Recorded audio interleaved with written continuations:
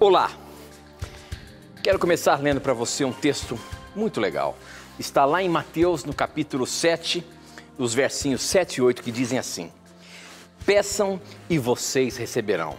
Procurem e vocês acharão. Batam e a porta será aberta para vocês. Porque todos aqueles que pedem, recebem. Aqueles que procuram, acham. E a porta será aberta para quem bate. Jesus falou isso. A pergunta que a gente começa o programa de hoje é a seguinte: você acredita que a oração tem poder para mudar a vida de uma pessoa? Tem poder para mudar uma pessoa? No meio cristão, isso é muito pregado. Que a oração pode transformar vidas. E você, que está nos assistindo agora, você acredita no poder da oração? Você acredita de fato que a oração pode transformar ou mudar uma pessoa? Esta e muitas outras questões você vai acompanhar agora, pois está no ar, Na Mira da Verdade.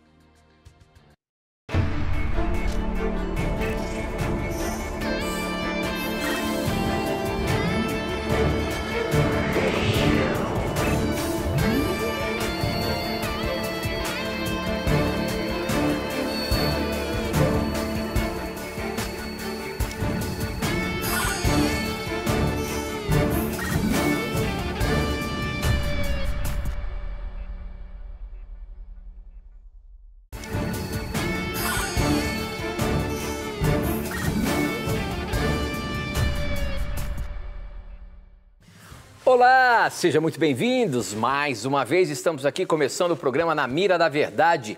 Felizes por poder estar aí chegando de fininho na sua casa, mas com um objetivo bem legal. É juntos estudarmos a Palavra de Deus. Esse é o objetivo do programa Na Mira da Verdade. É incentivar você a conhecer e a estudar mais esse livro. Esse livro que eu considero como um manual de sobrevivência. E o programa Na Mira da Verdade tem esse objetivo de incentivar você a estudar a Palavra de Deus. E aqui, se você tiver uma dúvida, a Bíblia pode te responder. E quem vai te ajudar a entender e a ter a resposta e que está na mira da verdade é ele, hein? Professor Leandro Quadros. Tudo bem, professor? Tudo bem, Tito. Graças a Deus estamos juntos mais uma vez com você, amigo telespectador, amiga telespectadora, para estudarmos a Bíblia. Então, o Tito e eu estamos esperando as suas perguntas, o Tito vai trazê-las, remetê-las a mim e vamos juntos aqui vermos o que a Bíblia tem a dizer acerca das suas preocupações, das suas dúvidas religiosas. E se eu não souber, obviamente, ninguém sabe tudo, o que acontece é que Deus permite que cheguem as que eu sei por enquanto, né? Mas se Ele permitir que cheguem as que eu não sei responder, vamos estudar e em outro momento nós traremos a resposta para você. Então, seja bem-vindo e obrigado pelo seu carinho. Mas para que eu possa colocar o professor na mira da verdade, você tem que mandar as suas perguntas. E aqui no programa, para você mandar as suas perguntas, você pode usar alguns meios. Nós temos aqui pelo telefone celular, você pode mandar uma mensagem por SMS, o número é 12 98151 0101, eu recebo aqui na hora. Você pode usar as redes sociais pelo Facebook, namiradaverdade.nt, é o nosso endereço, e no Instagram, @Na Mira da Verdade. Em ambas as plataformas existe um videozinho ali onde você pode formular a sua pergunta usando os comentários. Manda pra gente que a gente também pega aqui na hora, tá bom? Participe! Vamos juntos aprender a Palavra de Deus, vamos juntos tirar dúvidas. Talvez a sua dúvida não seja pescada, mas em algum momento essa mesma pergunta ou a própria sua pergunta vai estar na mira e você vai aprender e ajudar muitas outras pessoas a compreender o mesmo tema que você tem dúvida. Portanto, não tenha preconceitos, pergunte o que você quiser, manda pra gente e nós vamos juntos aprender mais da Bíblia Sagrada. Nós abrimos o programa falando sobre o poder da oração. A pergunta chegou no nosso Instagram, logo no início do programa. Quem mandou foi a Paula e ela pergunta o seguinte: a oração é capaz de mudar a vida? Ou melhor, a oração é capaz de mudar uma pessoa? E ela ainda desafiou a gente, falou assim, olha, sei que eles não vão responder, então quem souber responde para mim aqui. Olha aí, eu escrevi assim para ela, então assista, Paula. E a sua pergunta está abrindo o programa de hoje. Professor Leandro Quadros, essa é uma pergunta direta. A oração é capaz de mudar uma pessoa? O que a Bíblia diz? Realmente, biblicamente, a oração, por meio da oração, Deus pode sim fazer grandes mudanças radicais na vida de alguém. Porém, vai depender muito também de a outra pessoa permitir, tá? Então, por exemplo, se você ora por alguém, né, ora pela conversão de uma pessoa que você ama, de um amigo, é óbvio que esta oração, Deus, por meio dela, pode sim mudar acontecimentos históricos, tá? Agora, ele não vai desrespeitar a liberdade de escolha da outra pessoa, né? Deus não pega ninguém pelo colarinho e obriga essa pessoa a aceitar a Cristo como Salvador. Em Romanos 2,4 é dito que o Espírito Santo conduz a pessoa ao arrependimento. Então, conduzir é você guiar, não é obrigar. Então, você tem que ter em mente isso. Você pode e deve orar. A oração tem, sim, esta capacidade de mudar. Não a oração em si, né? Mas o Deus, o Criador que recebe a sua oração, ele pode mudar, sim, o curso da história. E aí tem um texto que está aqui em Tiago 5, 16 e 17 que eu vou ler, mas você tem que ter em mente o seguinte: Deus muda as pessoas, muda acontecimentos históricos pela oração? Muda. Entretanto, ele não desrespeita, né, a liberdade do indivíduo.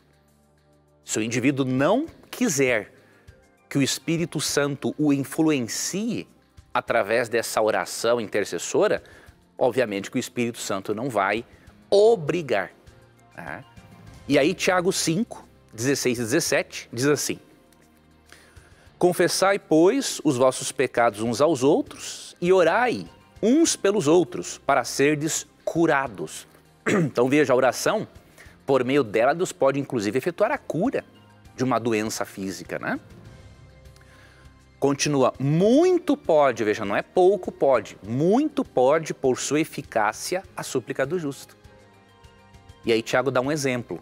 Elias era homem semelhante a nós, sujeito aos mesmos sentimentos, e orou com instância ou com insistência, né, para que não chovesse sobre a terra.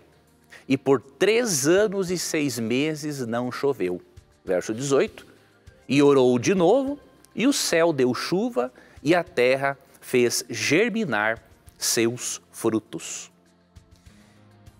Então, para nos incentivar a orarmos uns pelos outros, ele cita como exemplo o profeta Elias, que orou para que não chovessem por 3 anos e meio na região em que estava o povo de Israel por causa da grande rebeldia e idolatria da parte deles, né? Estavam adorando especialmente o deus Baal, entre outros deuses pagãos, não é? E deixaram a adoração ao verdadeiro Deus. Então você vê aqui que se ele, diz aqui Tiago, um homem semelhante a nós, não que nós somos inspirados como ele, mas tendo os mesmos sentimentos, sendo um pecador, se ele pôde orar a Deus desta forma e ele foi atendido, Tiago argumenta assim, não há um porquê de você também não orar desta forma. E aí você percebe também, em Lucas 6, verso 12, que Jesus incentiva e muito, por meio do exemplo dele, a nós orarmos. Em Lucas 6,12, diz que antes de Cristo escolher os seus 12 apóstolos, ele passou a noite orando a Deus. Então o que nós podemos deduzir? Se o Cristo, divino humano, orava e incentivava os seus seguidores a orarem, como no texto que eu titulei de Mateus 7, 7 e 8, é óbvio que há sim muito poder e, como diz aqui Tiago, né, há muita eficácia na súplica do justo. Então, ore constantemente. Siga o conselho de Paulo em Romanos 12:12, seja perseverante na oração. E lembre-se que a oração pode se mudar o curso da história, pode mudar a vida de uma pessoa, mas a pessoa também tem que permitir. E se a pessoa não permitir que Deus a mude e a transforme, a oração vai melhorar você. Pode ter certeza disso. Muito bem, professor, muito bem. Olha só, pelo SMS você pode mandar a sua pergunta e eu recebo aqui na hora. Essa pergunta chegou aqui 9h53, um pouquinho antes de começar o programa. E ela está na mira da verdade. Quem mandou foi o Isaac, de São Paulo, professor. A pergunta do Isaac é a seguinte: a morte é um sono, é o que vocês dizem a todo momento. Mas a morte assusta e o luto dói. Como ter esperança durante o luto e quando a morte chegar para nós? O que devemos fazer para viver cada dia com esperança e sem medo de morrer ou perder alguém que ama? A questão da morte realmente é algo que nos assusta. A Bíblia, porventura, diz que nós não precisamos ter medo da morte, professor? A Bíblia, ela ensina a alimentarmos a esperança correta em relação à morte dos nossos queridos e das pessoas que amamos. E dá para ter esperança sim, tá? Eu não creio, sei que tem muitos irmãos, né, de outras igrejas que creem na imortalidade natural da alma, né, mas nós não cremos nisso, não vemos nisso uma doutrina bíblica. Mas essa é uma questão que a gente podemos abordar em outro momento, tá? Agora, 1 Tessalonicenses 4, 13 a 18, mostra de que maneira você deve alimentar esperança, não é numa consciência da alma. Até porque, se nós pararmos para analisar humanamente falando, diríamos assim, se uma pessoa está consciente durante a morte, não teria um porquê de nós crermos no total conforto desta pessoa, porque ela vai lembrar que deixou pessoas sofrendo pela ausência dela, né? Então, o verdadeiro conforto aqui nesse texto que eu vou ler é a esperança da volta de Jesus para acabar com a morte e a doutrina e a esperança da ressurreição. Essas duas coisas. Vamos ver aqui. 1 Tessalonicenses 4, 13 a 18. Não queremos, porém, irmãos, que sejais ignorantes com respeito aos que dormem. Veja, ele compara aqui também a morte a um sono. Para não vos entristecerdes como os demais que não têm esperança. Então, em primeiro ele diz, não é para você se entristecer como pessoas que não têm esperança. Não, você tem que ter esperança. Apesar do medo, o que é natural, porque a morte ela é uma intrusa nos planos de Deus. Ela é o resultado do afastamento da fonte de vida que é Deus. É o resultado do pecado. Então, não tem como você não ter medo dela. Você não pode ter fobia, pânico, viver em função disso. Se você vive em função disso, né, se os seus pensamentos giram em torno disso, você pode estar com um transtorno de ansiedade. E aí você tem que buscar uma ajuda médica, tá? Verso 14. Porque se cremos que Jesus morreu e ressuscitou, assim também Deus, mediante Jesus, trará em sua companhia os que dormem. Ora, ainda vos declaramos, por palavra do Senhor, isto: nós, os vivos, os que ficarmos até a vinda do Senhor, de modo algum precederemos os que dormem. Ele está dizendo o seguinte: nós não vamos receber uma recompensa primeiro que eles. E ele vai explicar o porquê. Porquanto o Senhor mesmo, dada a sua palavra de ordem, ouvida a voz do arcanjo e ressoada a trombeta de Deus, descerá dos céus. Ele está falando da volta de Cristo. E os mortos em Cristo ressuscitarão primeiro. Depois nós, os vivos, os que ficarmos, seremos arrebatados juntamente com eles. Veja, por isso que os vivos não precederão os mortos no reino dos céus, vão juntos, né? Seremos arrebatados juntamente com eles entre as nuvens para o encontro do Senhor nos ares, e assim estaremos para sempre com o Senhor. E aí vem o verso 18, que vai bem direto na resposta à sua pergunta. Consolai-vos, pois, uns aos outros com estas palavras. Você percebe? Qual deve ser a sua fonte de consolo?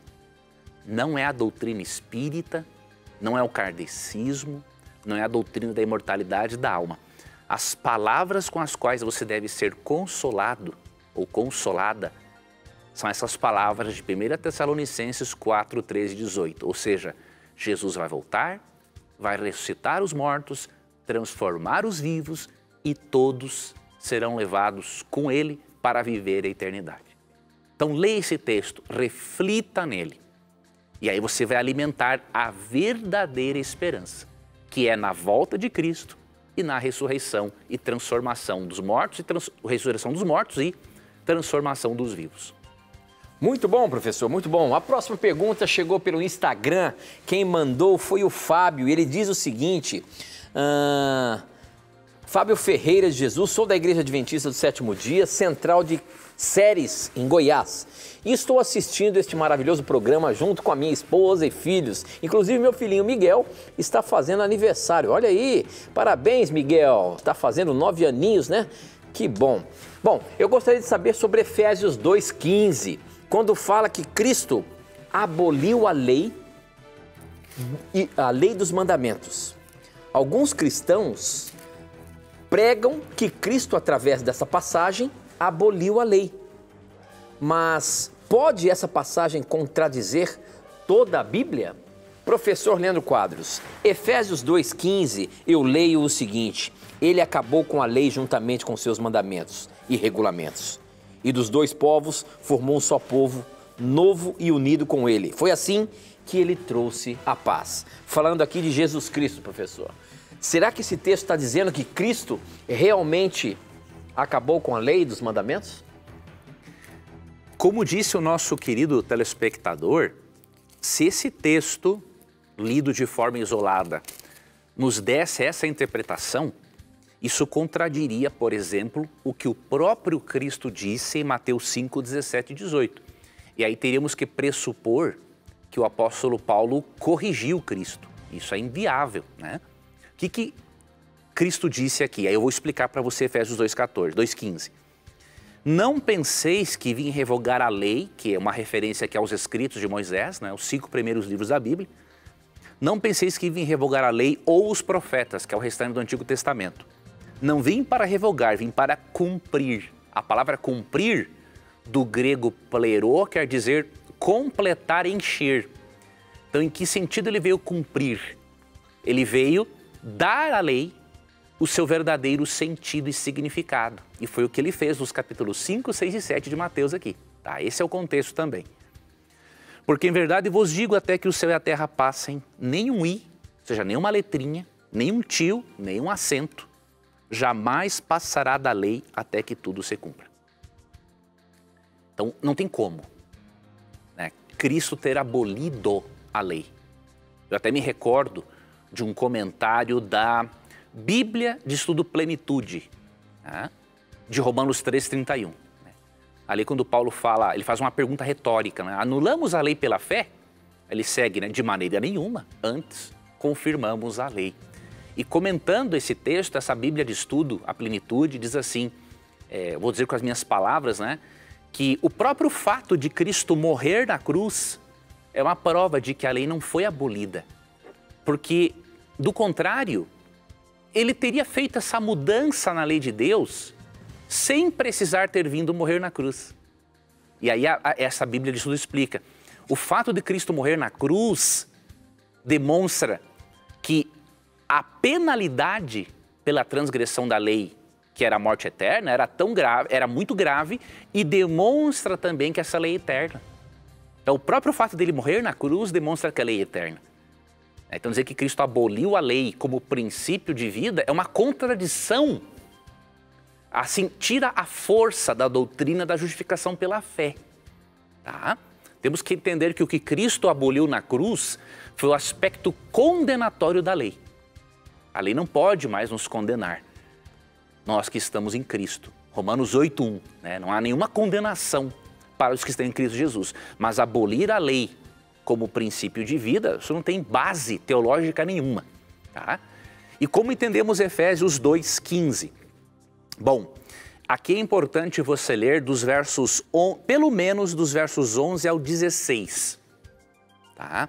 Eu não vou ler agora por causa do tempo, mas eu vou dar aqui a basezinha da explicação para você ler esses versos.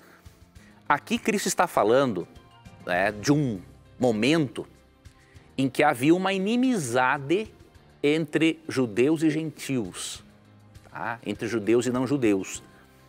E eles não podiam, diríamos assim, adorarem a Deus no mesmo local, no mesmo compartimento do templo. Os gentios ficavam pelo lado de fora. E aí quando fala aqui Paulo que Cristo aboliu esta lei dos mandamentos na forma de ordenanças, ele está falando nesse contexto. Ou seja, essa crença que eles tinham de que judeus e gentios deveriam estar separados, Cristo acabou com isso. E aí dos dois grupos, ou seja, de judeus e gentios, Cristo formou um só povo por meio da sua morte na cruz. Tá?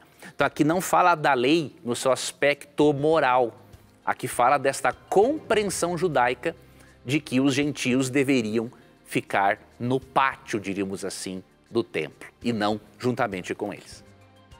Muito bem, nós vamos para um breve intervalo, mas aproveite o intervalo, formule a sua questão, manda para a gente já volta.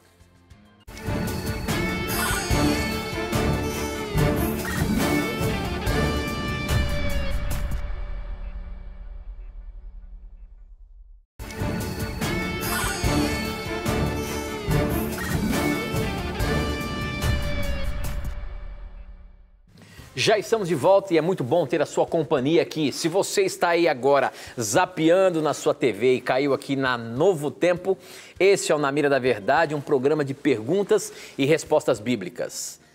Você pergunta e a Bíblia responde. Para você participar, você pode usar aí o SMS do seu celular. Formule a sua pergunta, manda para o número que eu vou te dizer aqui e você já está participando do programa. Ou nas redes sociais, no Facebook, namiradaverdade.nt e no Instagram, @namiradaverdade. O número do nosso SMS é 12 98151 0101. Manda sua pergunta para a gente aqui. Eu queria agora mandar um abraço especial para uma família muito querida, o Rodrigo, a Mariana e a Manuela. Eles conheceram o programa Na Mira da Verdade, hoje já estão congregando na igreja e eu os encontrei no final de semana aí lá na programação do Minha Vida Uma Viagem e quero mandar um abraço todo especial para essa família tão querida aí, tá bom? Muito bem. Professor Leandro, a pergunta que chegou aqui no Facebook, o pessoal está acompanhando também a gente pelo Facebook, estamos ao vivo através do Facebook. Aproveite, compartilhe aí o link do Facebook para que mais pessoas possam acompanhar o programa e quem sabe aprender mais da Palavra de Deus. Essa pergunta veio do José Cassiano e ele diz o seguinte: boa noite, gostaria de parabenizar vocês pelo belo programa, muito bem elaborado e realmente tira as nossas dúvidas. Obrigado, José Cassiano. E eu gostaria de saber se os adventistas creem que Miguel é nosso Senhor Jesus, como explicar quando Miguel e Satanás lutaram pelo corpo de Moisés?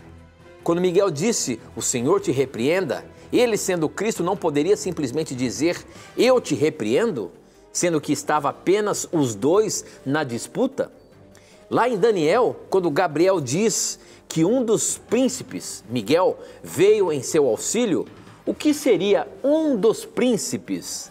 Uma boa noite a vocês. Interessante a pergunta, professor. Primeiro, quando a gente falar aí do que ele perguntou sobre a disputa de Miguel com o diabo, eu posso ler aqui em Judas 1:9, professor.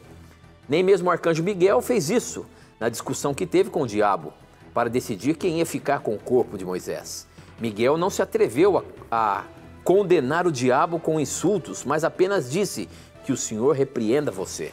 Esse é um texto que, se a gente confirma aqui que Cristo é Deus, por que Jesus aqui, o arcanjo Miguel, não foi logo e resolveu a questão ali com Satanás? E depois, o José Cassiano também lembra do texto de Daniel, quando foi dito lá por Gabriel, um dos príncipes. É isso mesmo, professor? Veja, antes de explicar esses textos brevemente, meu irmão, a nossa crença de que Cristo é identificado com Miguel em nada interfere na divindade de Jesus Cristo, tá? A nossa crença de que Jesus é Miguel é praticamente a mesma de outros teólogos protestantes, como, por exemplo, Matthew Henry, Adam Clarke, né? E também John Land, entre outros. Eu vou ler aqui algumas citações para você. Então, o que acontece? O nome Miguel, ele é um desafio. Ele significa assim, quem é como Deus? E nós vemos que esse nome é um desafio à pretensão de Satanás de querer ser como Deus. Você lê lá em Isaías 14, 12 a 14, que Satanás queria ser como Deus. Então nós cremos que este é um nome de guerra, diríamos assim, adotado por Cristo quando ele está num confronto direto com Satanás. Isso em nada interfere na divindade dele. Nós cremos na absoluta divindade de Cristo, cremos no que ele diz em Apocalipse 1,17, que Cristo é o primeiro e o último, assim como as demais pessoas da divindade. Então nossa compreensão da cristologia, da doutrina de Cristo e da doutrina da Trindade, em nada essas compreensões são afetadas pela nossa crença de que Miguel é um nome de guerra de Cristo, assim como não afeta a crença desses teólogos que eu vou ler aqui para você. Sobre Judas 1,9, o que acontece aqui? Cristo não estaria se rebaixando ou não podendo expulsar Satanás. No contexto aqui, o que Judas está discutindo, né? Ele mostra que Miguel, nesse caso, nesse conflito direto com Satanás, Cristo preferiu não deixar-se levar pelas palavras injuriosas do diabo. Cristo não se rebaixou àquele nível do diabo e ele desejou que Deus Pai repreendesse, né, Satanás, porque havia uma disputa legal ali. Aí que está um detalhe também interessante. A palavra disputa tem a ver com uma demanda legal. E qual era a demanda legal? E Satanás, ele sabia que ele podia argumentar aqui. E por quê? Porque se Moisés era pecador, como que ele seria ressuscitado? Ah? Então houve uma demanda legal. Isso que significa essa palavra disputa no grego. Então aí Cristo mais ou menos é o seguinte, olha, você não entende agora o que eu estou fazendo, depois você vai entender, o Pai te repreenda. Isso não rebaixa a autoridade de Cristo, só que Judas está mostrando aqui o seguinte, que se Miguel, um nome de guerra de Cristo, né? Se ele não ficou aqui contendendo e brigando com o diabo, esses falsos mestres que estavam aqui falando de autoridades superiores, celestiais, eles eram muito abusados, iriam pagar um preço por isso. Esse é o contexto. E quando Daniel fala que ele é um dos primeiros príncipes, existem sim outros arcanjos, mas o detalhe é o seguinte, Cristo é o chefe principal dos anjos, porque é o criador deles. E ele pode repartir a sua função com outros anjos. Isso não significa que ele reparte a sua essência para que outros sejam divinos como ele. Tá? E aí eu finalizo lendo brevemente aqui alguns comentários para você ver que isso não é uma crença exclusiva adventista, por exemplo, né? E que a nossa crença nada tem a ver com a crença dos nossos aí irmãos, amigos, testemunhos de Jeová. Eles usam mesmo esse argumento para dizer que Cristo é uma criatura. Nós não cremos nisso. Nós cremos que Cristo é eterno, é o Pai da eternidade, como diz Isaías 9,6, é o autor da vida, como diz Atos 3,15. E aí a nossa crença é basicamente a mesma desses teólogos aqui, ó. Vamos ver aqui o que fala Matthew Henry, no seu comentário, publicado pela CPAD, Casa Publicadora das Assembleias de Deus. Mas eu vou ler aqui neste livro. Sobre Daniel 12, olha o que ele diz, ó. Jesus Cristo aparecerá como patrono e protetor de sua igreja. Quando Daniel fala que Miguel se levantará, não é? Naquele tempo em que a perseguição estiver no auge, Miguel se levantará, verso 1. O anjo dissera a Daniel que Miguel seria amigo constante da igreja, Daniel 10, 21. Em todo tempo, demonstra isso no mundo superior, os anjos o sabiam. Mas agora Miguel se levantará em sua providência e efetuará a libertação dos judeus quando vir que o seu poder se foi, Deuteronômio 32, 36. Cristo é o grande príncipe, pois é o príncipe dos reis da terra, Apocalipse 1,5. Essa é a opinião de Matthew Henry.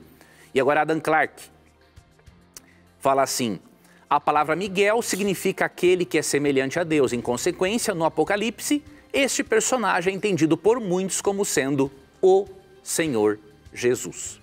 E aí tem outros comentários que eu não vou ler aqui, mas só para você ter em mente que a nossa crença em nada afeta a absoluta divindade de Jesus Cristo. Muito bem, agora a pergunta que chegou aqui no nosso SMS, quem mandou foi a Lilian, e ela diz o seguinte: sou cristã e no momento não sigo nenhuma religião, mas gosto da doutrina adventista. Sempre assisto o programa e quero saber... ela perguntou aqui, ela fez mais de uma pergunta, deixa eu ver aqui qual que eu tinha separado. Essa aqui, ó. Mas queria saber o seguinte: se Judas poderia ter optado não trair por Jesus, pois estava escrito que alguém trairia ainda que não fosse Judas. Isso não seria uma espécie de predestinação para que se cumprisse o que está nas Escrituras a respeito de Jesus, de que o mesmo teria de ser traído? Ou seja, a traição de Judas, professor, já estava predestinada. Se não fosse Judas, seria outro. Então, ainda assim, haveria uma predestinação? Temos que diferenciar uma coisa. A traição de Judas não estava predestinada, ela estava prevista, é diferente, né? Então, o que acontece? Predestinar é predeterminar que algo vai acontecer daquele jeito. Mas o que acontece é que a Bíblia prevê, aí é diferente.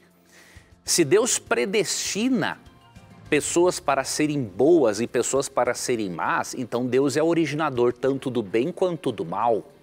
E aí nós cairíamos num problema aqui de ordem teológica e filosófica insolúvel, né? Mas não. Quando você lê, por exemplo, Romanos 8, 29, ali quando diz que Deus predestinou-nos, fala que, diz assim o texto, nos predestinou para sermos conformes à imagem do seu Filho. Você percebe? Ele não predestina qual pessoa vai ser salva e qual vai se perder. Em Romanos 8, 29, ele predestina o tipo de caráter que os salvos terão. E qual é o tipo de caráter que ele quer que eles tenham, né? Que sejam conforme a imagem do seu Filho. Então essa é a predestinação de Deus. Predestina o caráter, né? Predetermina certos... ele antecipa certos acontecimentos históricos, mas ele não predetermina que o pecador vai agir daquele jeito. Então a Bíblia, no Salmo 41, verso 9, e Cristo ali confirma em João 17, versos 12 em diante, a Bíblia prevê que Judas trairia Jesus. Mas ela não determina que ele tivesse de fazer isso, mas ela previu. E aí você tem que lembrar de uma frase que vai ajudar, né, em parte nós entendermos algo que é complexo, obviamente, que não teremos uma compreensão plena nesta vida, né? Porque a nossa mente é limitada, não que não haja resposta. Mas lembre-se o seguinte, as coisas acontecem não porque Deus prevê, Deus prevê porque elas vão acontecer. Percebe a diferença? As coisas acontecem não porque Deus prevê, Ele prevê porque elas vão acontecer. Então Deus conhece o curso da história e Ele pode prever as coisas. Ele sabia que um dos seguidores de Cristo trairia Cristo. Mas o fato de Deus conhecer com antecedência, o fato dele ser onisciente, não significa que a onisciência dele é a causadora daquele evento ruim. Do contrário, ele seria o originador do pecado. Muito bem, professor, nós temos que ir para o intervalo, mas olha só, chegaram aqui várias questões, várias dúvidas sobre o Éden, sobre Adão e Eva, e eu separei algumas perguntas aqui porque foi muita coincidência e eu quero colocar na mira da verdade. Você vai responder depois do intervalo, mas eu vou lê-las aqui, porque todas você vai conseguir responder de uma vez só, tá bom? Então a primeira pergunta do Romário é a seguinte: Adão e Eva tiveram outros filhos fora Caim e Abel? Uma pergunta. A Cleusa pergunta o seguinte: se Eva não tivesse comido a maçã, ela não teria filhos? Era só ela e Adão? Outra pergunta da Rani. Uma pergunta simples e rápida. Por que Deus não perdoou Eva e Adão ali mesmo no Éden? Eles não se arrependeram de imediato? E uma quarta questão aqui, essa aqui você vai ter que se virar aí para responder. Quem mandou foi o Roger. Moro em Salvador, Bahia. Minha dúvida é a seguinte: Sobre a queda de Adão e Eva, gostaria de saber se o ato de comer do fruto proibido foi o fator determinante para a expulsão do Éden ou se teve outro fator como o ato sexual no sábado. Gostaria de saber isso, pois ouvi de algumas pessoas essa teoria de que Adão e Eva foram expulsos do Éden também por causa do ato sexual no sábado. E eles usaram esse texto como argumento. Os olhos dos dois se abriram e perceberam que estavam nus. Então juntaram folhas de figueira para cobrir-se.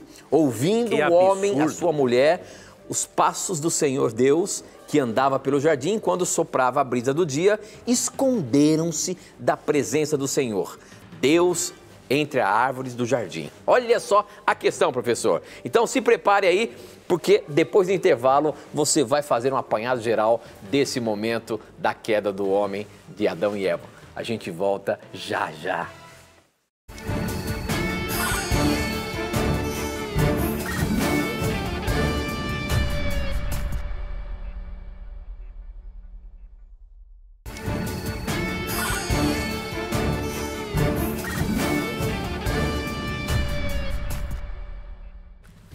Já estamos de volta e eu queria apresentar para você o nosso estudo bíblico, Verdades para o Tempo do Fim. Esse é um estudo bíblico que aqui no programa da Mira da Verdade a gente sempre apresentou. A gente crê realmente que estamos no tempo do fim e os ensinamentos desse estudo são importantes para o momento em que vivemos. Por isso nós oferecemos e não deixamos de oferecer. Se você ainda não solicitou o seu curso bíblico gratuito, Verdades para o Tempo do Fim, peça agora mesmo. Nós temos uma forma em que você pode pedir agora. É só você entrar no nosso blog, novotempo.com/na mira da verdade. Você vai ver. Eu queria até chamar o câmera. Vem aqui pertinho, se você puder. Vou mostrar aqui para o nosso telespectador onde está o nosso site e onde ele pode baixar ali o estudo bíblico. Vamos ver se você consegue captar aqui, ó, direto no meu computador. Esse aqui é o blog do Na Mira da Verdade. Veja só. novotempo.com/na mira da verdade, você vai subir ali, ó, e vai ver, ó, aqui você pode até mandar pergunta ao vivo também. E você vai ver aqui, ó, curso bíblico Verdades para o Tempo do Fim. Basta você clicar aqui e você vai ser direcionado para fazer um cadastro onde você vai colocar os seus dados postais para que chegue direitinho para você. Peça agora mesmo, é um presente nosso para você. Isso tudo graças ao projeto Anjos da Esperança, que pode chegar gratuitamente até você. Então, peça agora mesmo através do nosso blog novotempo.com/na mira da verdade. Agora, se você preferir ligar para a gente, tem que ser no horário comercial. 0 operadora 12 21 27 3121, tá bom? Muito bem, nós fechamos aí o bloco com uma série de questões sobre a queda de Adão e Eva. E, professor, você se preparou aí? Porque são várias perguntas. Anotei Primeiro, aqui as perguntas. Adão e Eva tiveram mais filhos. Eva, se não tivesse comido a fruta, não teria filhos. Por que Deus não perdoou Adão e Eva ali no momento que eles se arrependeram? E a última pergunta, que é a mais complicadinha aí, se realmente a queda está relacionada também com o sexo que o casal fez no sábado. Professor Leandro Quadros, nos ajude. Vamos começar pela última, porque essa tese que apresentaram para o nosso irmão é uma coisa absurda, né? Tem pessoas que leem a Bíblia e viajam a ter uma imaginação fértil que poderiam escrever um romance, né? Então veja, em primeiro lugar, Gênesis 1:28, Deus deu a sexualidade para os nossos primeiros pais, bem antes da queda, tá? Então você vê ali, Gênesis 1:28, diz assim, e Deus abençoou e lhes disse, sede fecundos, multiplicai-vos, enchei a terra e sujeitai-a. Não tem como multiplicar pelo poder do pensamento, através do sexo. Então Deus criou nossos primeiros pais como seres sexuados, e isso antes da queda. Segundo ponto, Provérbios 5:19, né, falando da sexualidade, diz assim para o homem, né, que os seios da sua esposa saciem-te em todo o tempo. Ou seja, a Bíblia não tem dias definidos para fazer sexo e para não fazer sexo. Então vamos desconsiderar essa última tese porque ela não tem fundamentação nenhuma, tá? Vamos então para as outras três. Primeiro, os filhos de Adão e Eva. Realmente a Bíblia menciona que eles tiveram mais filhos, além de Caim e Abel. Gênesis 5:4, ó. Depois que gerou a Sete, que é o terceiro filho de Adão, se chamava assim, né, Sete, viveu Adão 800 anos e teve filhos e filhas. Então, realmente, eles foram pais de outros filhos e filhas, e a Bíblia não diz quantos, tá? Sobre a possibilidade, né, se somente Eva tivesse pecado e Adão não tivesse pecado, certamente não teriam filhos, né? Porque para Adão ter filhos, ele dependia de ter relação sexual com Eva. Se ela pecasse apenas, né, ela teria que estar separada de Adão. Não teria como, né, ela se manter na presença de uma outra pessoa sem pecado. Agora, não temos como conjecturar muito, né? Essa pergunta, ela é importante. Mas assim, e se tivesse acontecido isso? E se tivesse acontecido aquilo? Nós não temos como definirmos nada. Neste caso, nós temos que nos contentarmos, né, com o que diz Deuteronômio 29:29. As coisas encobertas pertencem ao Senhor nosso Deus e as reveladas pertencem a nós. E sobre a terceira questão, né? Por que Deus não perdoou Adão e Eva naquele momento? Porque não tem como haver perdão sem a morte substitutiva de uma vítima. Tá? Por que Cristo teve que morrer na cruz pelos pecadores? Inclusive por Adão e Eva. Olha o que diz aqui Hebreus, capítulo 9, verso 22. Pode ler também Romanos 6:23, que vai complementar este pensamento. Com efeito, quase todas as coisas segundo a lei se purificam com sangue. E sem derramamento de sangue não há remissão, ou seja, não há remissão, perdão, cancelamento de pecado sem derramamento de sangue. O que diz Romanos 6:23? O salário do pecado é a morte, mas o dom gratuito de Deus é a vida eterna em Cristo Jesus, nosso Senhor. Então, para o salário do pecado é a morte, ou seja, o pecador tem que morrer. Esse é o salário do pecado. Né? Para o pecador não morrer eternamente, né? Além de não perder, obviamente, o acesso à árvore da vida, né? O pecador não pode, a criatura não pode pecar. Como isso aconteceu, há um débito para com a lei de Deus. Né? E alguém tem que morrer para pagar esse débito. Então, Deus não pode perdoar Adão e Eva sem a morte do próprio Deus no lugar deles. Né? Porque diz Hebreus 9:22, sem derramamento de sangue não há remissão. A lei de Deus é santa, então ela exige o pagamento pelo preço. Mas Deus também é amor, e Ele não ia deixar as suas criaturas morrerem eternamente. Tá? Então é por isso, tenha isso em mente. E lembre-se de Gênesis 3:15. Ali, Deus profetizou que um descendente da mulher, que seria depois Cristo, ele feriria, esmagaria a cabeça da serpente Satanás. Então, em Gênesis 3:15, muitos comentaristas veem como já um prenúncio do Evangelho. Muito bem. Tem uma pergunta interessante aqui no nosso Instagram. Quem mandou foi o Leninhe, eu acho que é isso. A pergunta dele é a seguinte. Não, esse nome não é o codinome dele. O nome dele é Iago de Souza, lá de Santa Isabel do Pará. A pergunta do Iago é a seguinte. Professor, ouvi alguém dizer que Ismael deu origem à nação árabe e Isaac origem à nação judaica.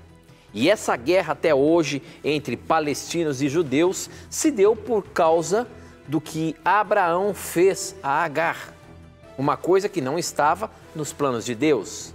Então a pergunta, foi assim mesmo? Essa guerra que há nessas duas nações tem a ver com Ismael e Isaac? É isso mesmo, professor? Em parte sim, né? realmente, quando você lê o livro de Gênesis, né? Você vê ali, especialmente ali a partir do capítulo 24, 25, que Isaac, né? Veio Abraão, Isaac, depois o descendente de Isaac, Jacó, e aí vieram os israelitas. Ismael, que era filho de Agar, realmente os povos árabes descenderam dele, né? Então, isso é correto. Agora, dizer que a briga existe por isso, definitivamente, eu não creio nisso, não vejo isso, tá? Óbvio, há uma disputa, né? Por exemplo, você lê no Alcorão, né? O Alcorão ensina que, na verdade, o principal descendente é Ismael. A Bíblia judaico-cristã ensina que é Isaac. Então há realmente uma disputa teológica. Agora, as questões envolvendo judeus e muçulmanos na Palestina são mais questões políticas do que teológicas, diríamos assim. Há uma questão teológica? Há. Mas hoje há muito mais questões políticas, muito mais ganância envolvida por parte do próprio ser humano, tá? Mas tem essa origem sim, né? Tem uma... Mas você vê que não era o propósito de Deus que houvesse essa disputa. Quando você vê que Deus não escolhe Ismael como filho da promessa, Deus não exclui ele da salvação, né? Deus abençoa Ismael.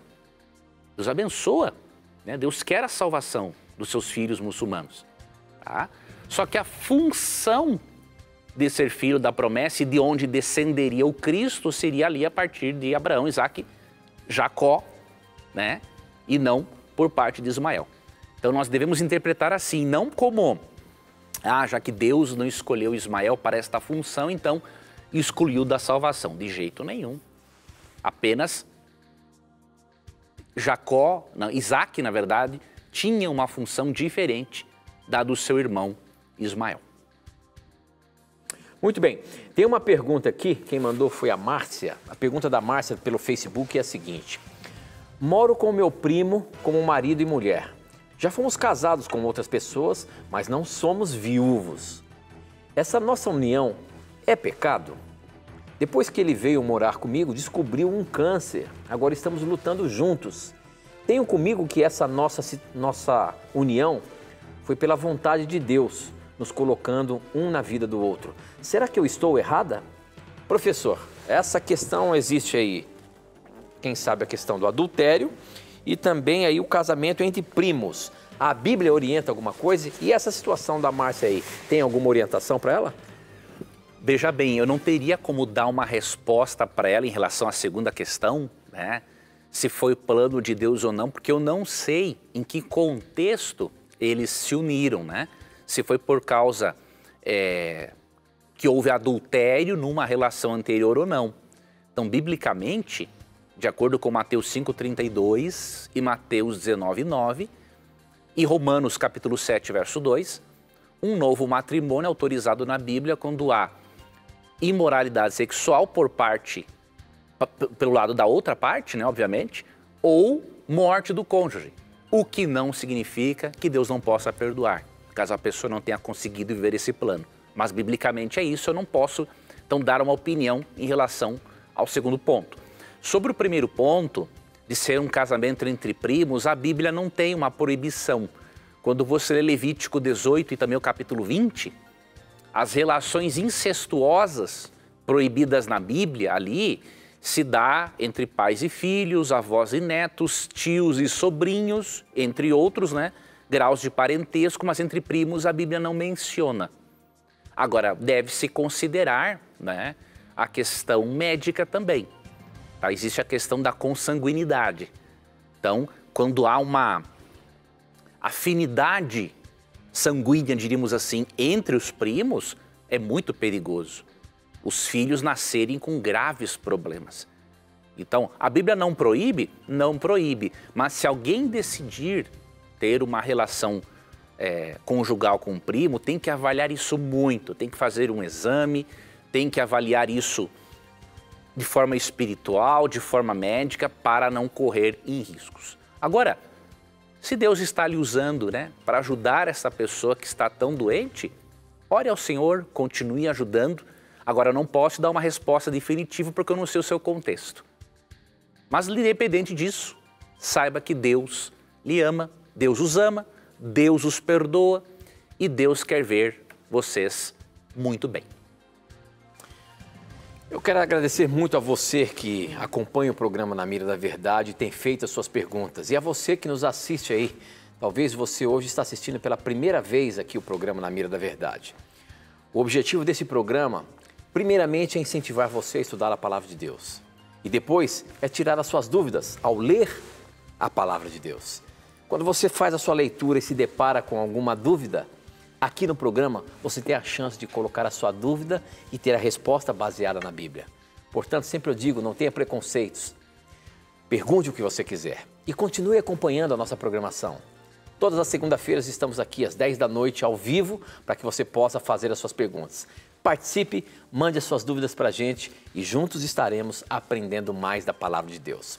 Professor Leandro Quadros, infelizmente o nosso tempo acabou.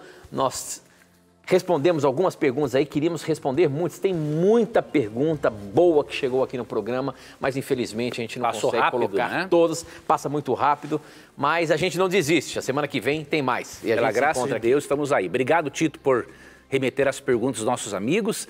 Obrigado a você que acompanhou Na Mira da Verdade. Lembre-se que sempre que você tiver a coragem de perguntar, a Bíblia terá coragem de lhe responder. Um grande abraço.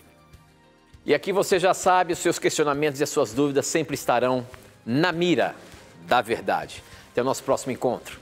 Tchau.